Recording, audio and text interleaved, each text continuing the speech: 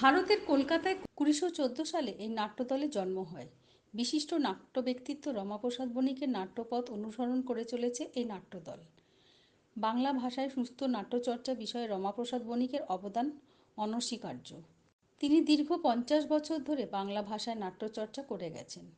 বাংলার বিশিষ্ট নাট্য ব্যক্তিত্ব শম্ভু মিত্রের, অজিতেশ বন্দ্যোপাধ্যায় এবং উৎপল দত্তের মতো নাট্য ব্যক্তিত্বের সঙ্গে সঙ্গে অভিনয় করেছিলেন।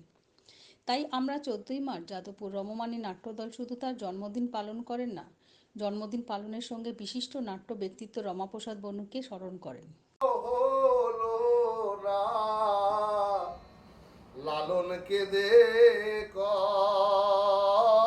প্রতি বছর নাট্যদল রমাপ্রসাদ বণিক স্মারক পুরস্কার দিয়ে আসছে। 2022 সালে রমাপ্রসাদ বণিক স্মারক পুরস্কার পেয়েছেন বিশিষ্ট নাট্য ব্যক্তিত্ব দেবেশ চট্টোপাধ্যায়।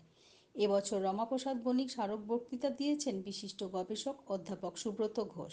স্মারক বক্তৃতার বিষয় ছিল নাট্য দর্শন একটি জাদুর খোঁজে। গোষ্ঠী সম্পাদক মুকেশ চক্রবর্তী এ বিষয়ে তার বক্তব্য রাখেন।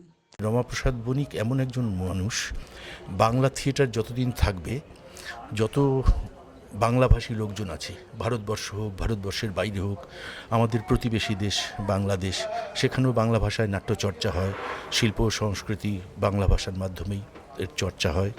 এই ভাষার যথেষ্ট যত্ন নিচ্ছি না, বাংলা ভাষাটাকে বাংলার মতো করে বলছি না সঠিকভাবে।